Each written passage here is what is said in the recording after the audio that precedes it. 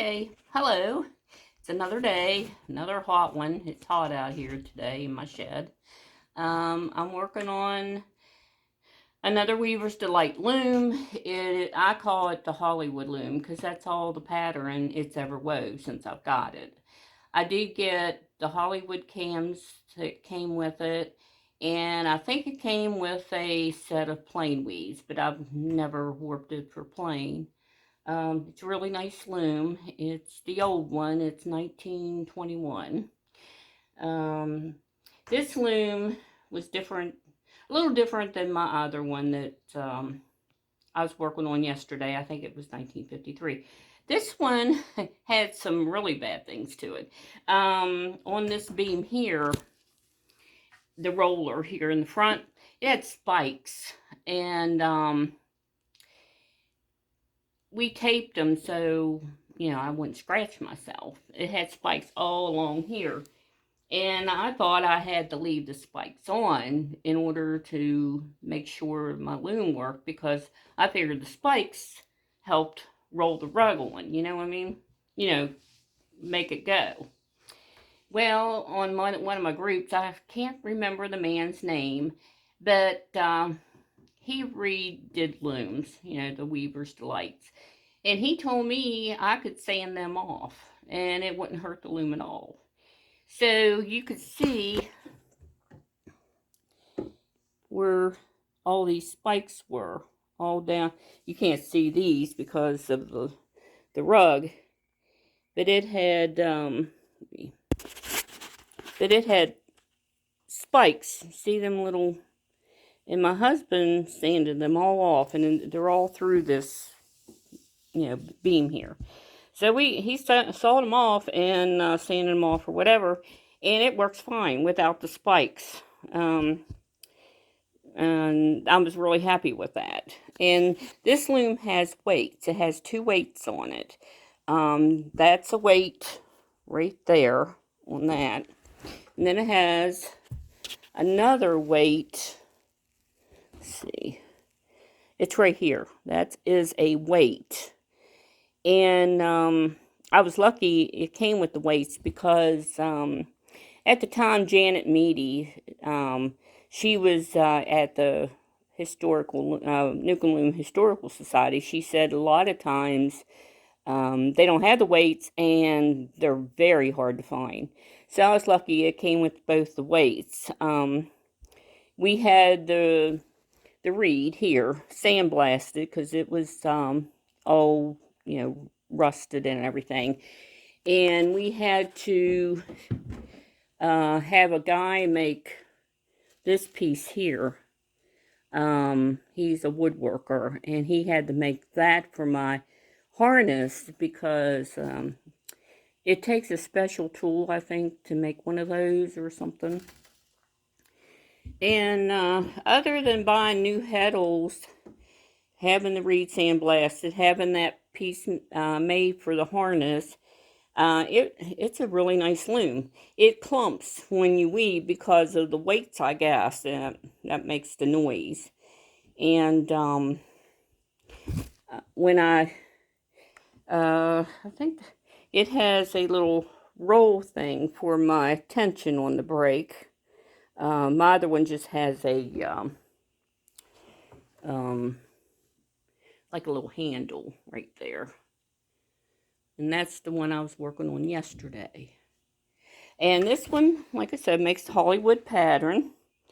They call this chicken scratch. And the only thing I didn't do right was when I did this section here, when I put the warp on, I should have kind of flipped them so they would be the colors would be meeting, but that's okay. I'll correct that. It's no big deal. It has nothing to do with weaving, but if I had it the other way, it would have made the rug a little nicer. But it's really a beautiful pattern. I love the Hollywood. And there's a little picture of this is the hem. It's 3.5 inches long. And, but it's a real pretty pattern. It took both me and my husband to warp it. He would when I first did it, He read the directions as I went through each heddle and what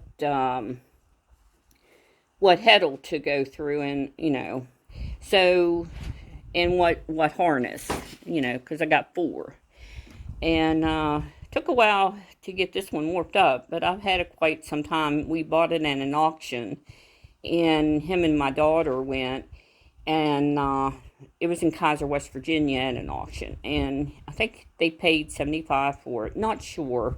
It's been quite some time ago, and it's been a very good loom. Like I said, with me working, I never really got to work a lot in my shed, but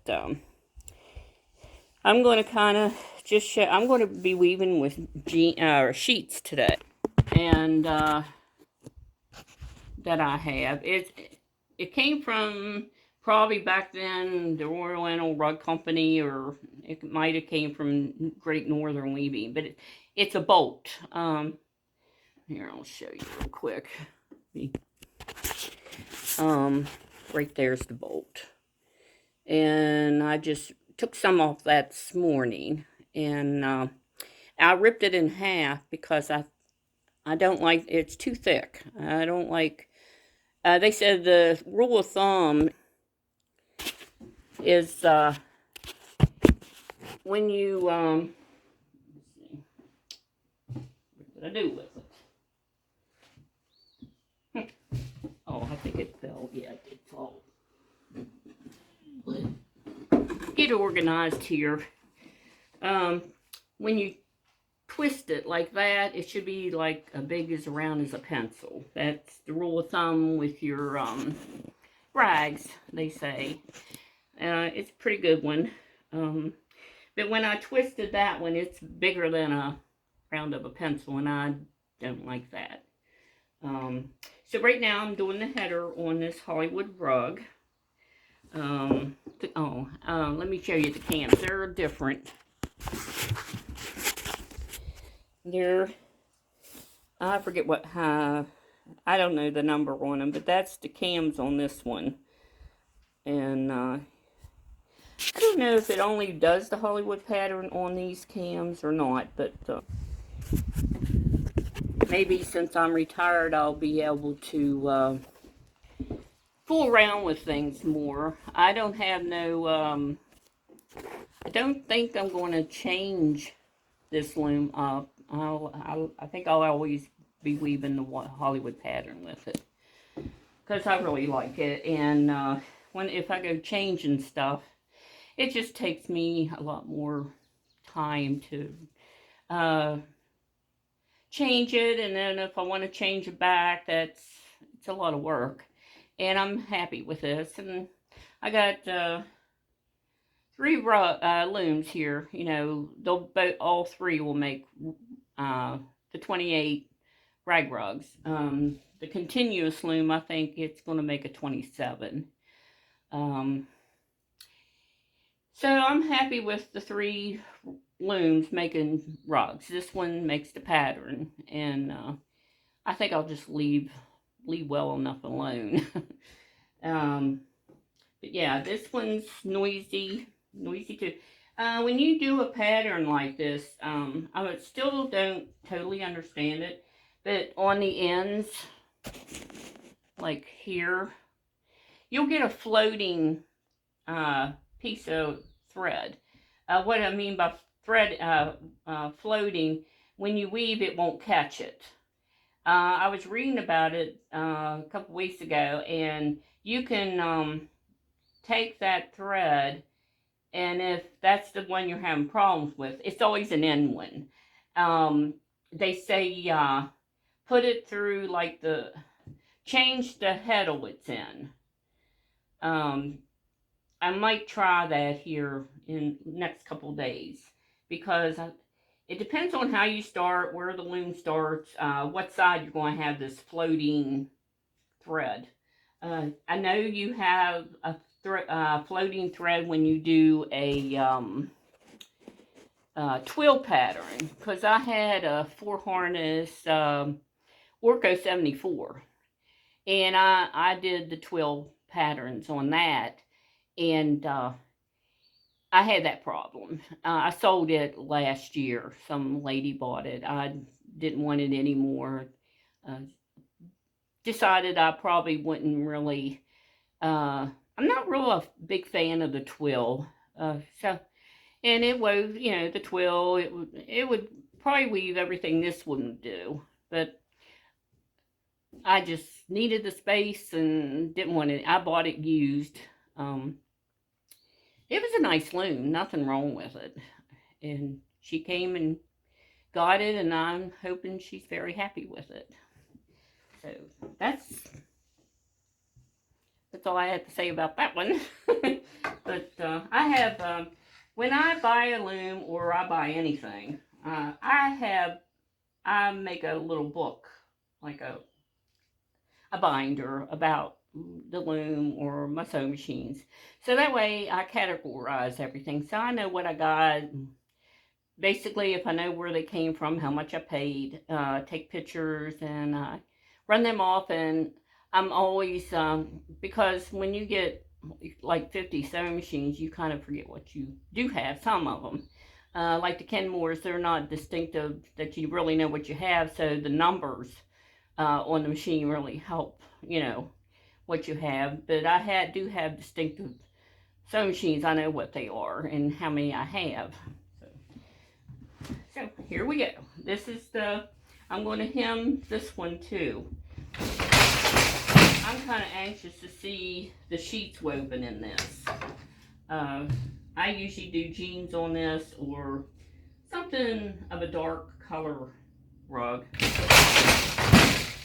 And I'm going to add a pop of color in with my sheets, and I'll show you how I do that. Like I said yesterday, it's like the Karen, she calls them caterpillar rugs when she lays a different color or something, only like 4 or 5 inches long or 3. And I really like them. They're really pretty. I have probably 2 or 3 right now in that design. And I'm going to have a floating thread right here. This ain't catching. Wait a minute. This ain't catching. So I'll catch it with my shuttle when I go back through. I'll lift it up or down, whichever way I have to do it, to catch it until I fix that, put it in a different heddle in the back.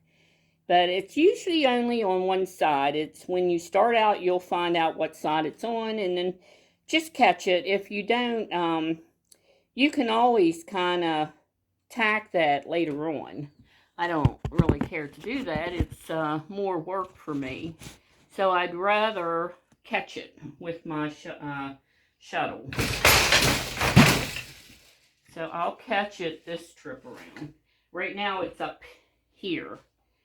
So I'm going to put that down this way. And that way it will catch. But you have to do that every time. So I won't have to do it this trip, but when I go back through, I'll have to catch it. But that's about the only thing I have a problem with is that floating piece of warp there. But I've learned to live with that. I didn't think I caught it that time.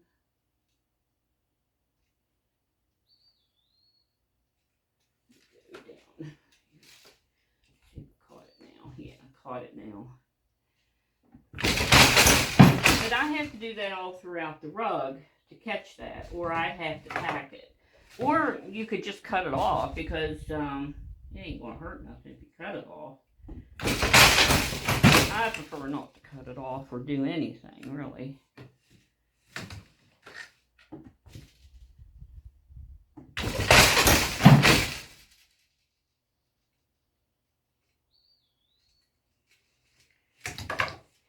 I think this is going to be a pretty rug. I'm going to be working with, it's like a sheeting material. It's new. It's never been used. It's on that bolt. And it's got green in it.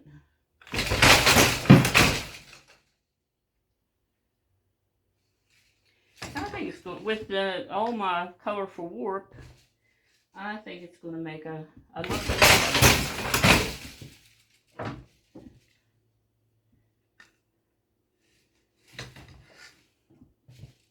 I have basically the same kind of colors I do in the other Weaver's Delight. This does have some purple. It has purple and green and orange and gold, red. I think that's all the colors, but the purple's really pretty in that. All my looms are colorful, but they're all kind of warped different. This is a pattern that goes with the chicken scratch. The other one, I just randomly kept the same pattern throughout each section when I warped.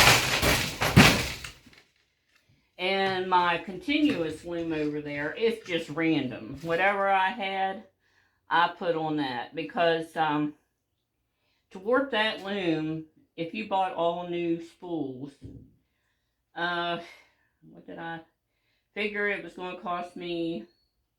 If you buy more than 100, okay, you can do the math. They're 360 or $3. Okay, there's 336 spools. Okay, I need, and they're $6.30 if you buy 100 or more from the Great Northern Weaving. So if you times that by 336, that's how much money you're going to have just threading that loom if you don't have odds and ends. And over the years I have odds and ends, and I just watch, and because they're not all, the same fullness, so I kind of go over it a little bit before I start weaving, because you don't want them to go empty. Because what you do is before they go empty, you tie another spool onto the one that's going empty, and that's all you have to do. If you let it go empty and go through your loom and your heddles and your reed, then that's not, I don't think that would be an easy fix,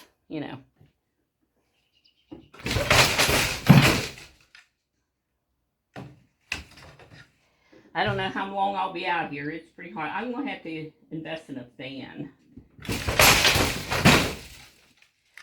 And I'm not getting an air conditioner for out here. I'm not really a big fan on air conditioners, but, what you going to do? The house is hot, so we got air conditioners in there running. He put them in yesterday. But, we have 5 dogs in the house, and babies come first, so we had to put the air conditioners in because they're hot.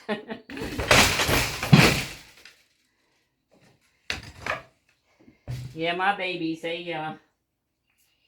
my husband says I treat them better than I do him, and I feed them better. That's not the case. They get leftovers when we have leftovers, and they do get dog food and kibble. He doesn't eat kibble or dog food.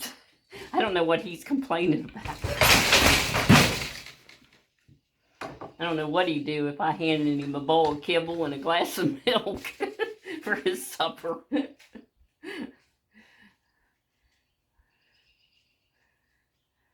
I just tell him he's missing out.